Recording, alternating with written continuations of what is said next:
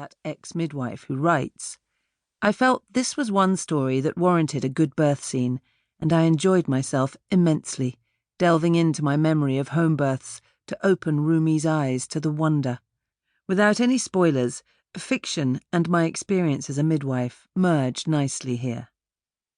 I hope, too, that I've highlighted a little corner of this gargantuan conflict and brought it to life, to show that it really was a global battlefield, and that while everyone lost to some degree, there will always be positives to emerge from the sadness and chaos.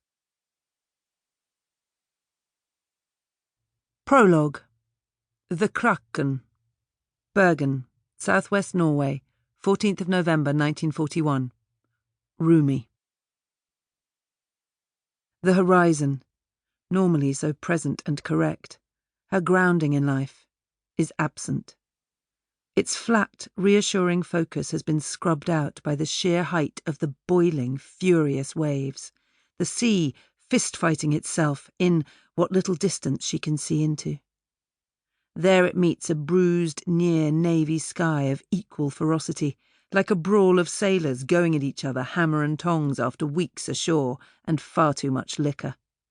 A sudden gust of gale punches at Rumi's body as she stands on the limb of the jetty, the force bending her sideways at the waist. She almost topples, but rights herself in time.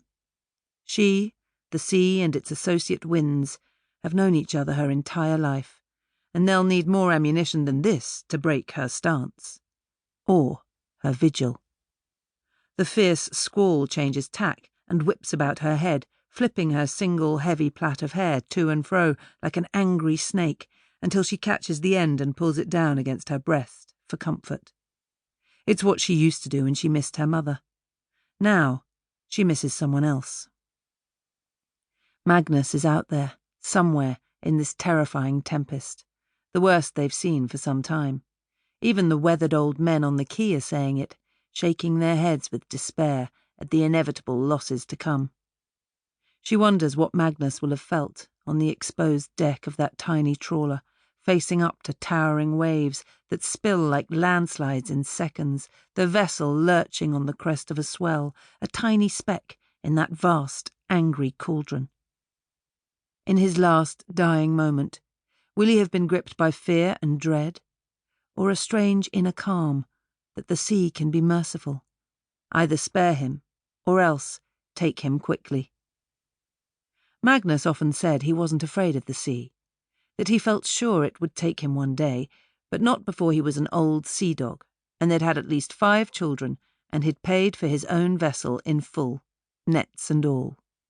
Then it can bury me in its depths, he'd joked often enough, when I'm ready to go. You mean I'm going to have to put up with you in a grey old beard, wearing a disgusting hat that reeks of brine, but refuse to give up? Rumi teased him.